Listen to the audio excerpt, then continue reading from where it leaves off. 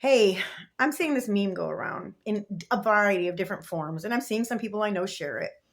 And this is not an attack on the people sharing it. This is, I hope, an educational moment for us, a learning moment. This meme is propaganda, and this meme says a variety of different things as to like advocating or making you feel comfortable about no longer paying attention to the news because it's harming your mental health. And that is a valid feeling. That is a valid thing. But I'm going to tell you that we're at a point now where that is not going to be helpful to you. That is denial, and it's going to come back to make things worse for you in the long run. So you need to find other ways to improve your mental health while still staying completely informed. If any part of you is feeling scared, if you feel like the news is actually harming you, allow yourself to feel that and allow it to spur you to action.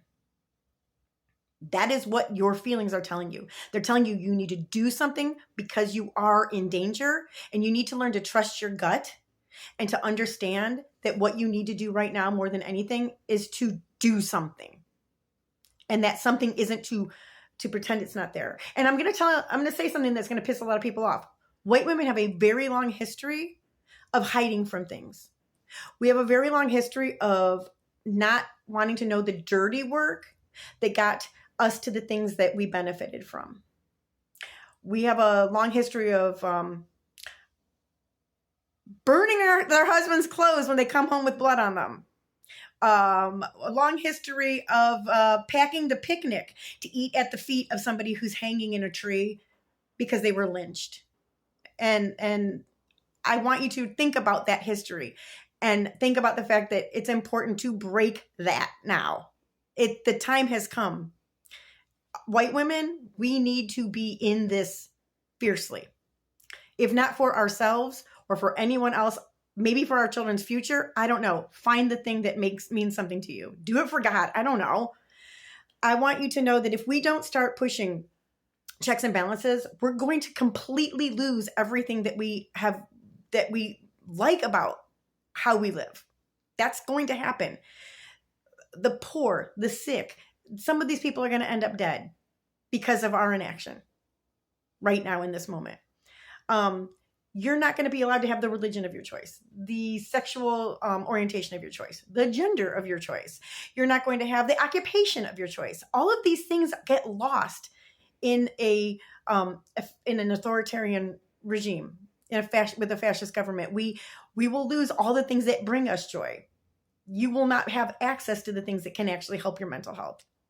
I watched a thing with Trump voters, and they were a focus group, and they were asking these Trump voters who, they don't support what's going on. They claim they never voted for it. They said, "I'm almost scared to watch the news anymore," and we need those people to take ownership and to join in with the other people. If you now feel like you were wrong or you were lied to, and you're scared of what's happening now from the people that you voted in, you have to pull up your big girl panties, your big boy panties, and you need to join in with the people who were warning you of this in the first place, because they weren't wrong. They weren't wrong. Understand that. Maybe they were right. Just because you disagree with them on other things, understand that they were warning you of this. So I see a lot of guys in comments on friends of mine's pages, and they want to do backflips to just to say why this is okay. And some of them say they're not even MAGA. They consider themselves free thinkers or independents or what have you. And it's the same shit. It doesn't matter what they actually claim they are. It's the same shit. Bending over backwards. One person said that that libraries were important, but that the loss of funding to libraries was okay because they're going to bring them back. They're going to fix them and bring them back fixed. And they will be better, as if libraries are inherently broken right now. I mean, they're some of the most efficient, and they serve everyone, and they're so careful about being good stewards of taxpayer dollars. I don't think you people even understand that. I have personally people in my life that I love that are library workers. I hear in great detail what goes on behind the scenes and in board meetings, that your libraries have your best interest at heart. They think they're going to break them and bring them back. And that's giving Grinch to me. Okay. That's when Grinch gets busted by Cindy Lou Who for stealing the Christmas tree. He's stuffing it up the chimney and he makes up a lie and he makes it up quick. And the lie is, oh, there was a little light that wasn't blinking quite right. It's just one little light. So I'm going to take the whole tree and I'm going to take it up to the North Pole and fix it and bring it back to you. There was nothing wrong with that Christmas tree, just like there's nothing wrong with the library system, okay? And they ain't bringing it back. The Grinch had no intention of bringing it back. His intention was that he would tell this lie and Cindy Lou Who would buy it and go back to bed and pull the covers over her head and go back to sleep. That is what we are seeing. That is what we are seeing right now. You will not be spared. It won't matter if you are loyal. It won't matter if you aren't informed. There will be no discernible difference in how you're treated when shit gets even worse. And I want you to understand how bad stuff is. I am not blowing smoke up your ass. We have the U.S. Institute of Peace, which is the government has no jurisdiction over it. It's a 501c. And Doge showed up at it and wanted to get in and they said no. And they claimed that they had, I can't remember if they claimed they had, sometimes they say they have the U.S. Marshals, sometimes they say it's the FBI. I think it was the FBI that time. They left. They came back the next day. And they brought private security with them, armed, and tried to force their way in. And the U.S. Institute of Peace called the police, and the D.C. police showed up, and they explained to them that those people have no jurisdiction over them. And they evicted, they kicked out the people that work at the U.S. Institute of Peace and let Doge in. And the president of that organization had locked themselves in the office, and the police picked the lock and evicted them too. And that should scare the shit out of you.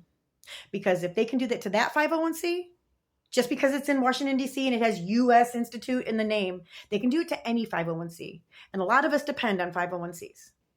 And if they can do it to them, they can do it to your church. If they don't like the way that your church, if your church isn't the religion they like, they think your church is too woke. They think that your church just isn't the brand of Christianity they want. They want a brand of Christianity that says you can get as rich as you want. You never have to do anything to anyone. You're allowed to harm people that you disagree with. And that isn't even in the Bible. People that God had 10 whole commandments to launch things against didn't tell you not to be those people. They had an entire fucking Bible and told you not to. They never once said don't do that, don't do these things. But there, mind you, if your church doesn't do the way they want, your church will be having armed guards eventually one of these days. This is how it happens in these countries. So you're gonna say that I'm, I don't know, hysterical, or my glasses are too big, or I'm old and fat. I don't care. You got to understand, and you got to start putting your neck on the line. You got to start showing up. You got to start calling. You got to start being a part of this and spreading the word to the people that you know, that you understand what's going on. Because if you don't, you will be silenced and you will never be able to say this. There is no time but the present. Get out there, make a difference. Other people are. And if you can't, stay the fuck out of our way.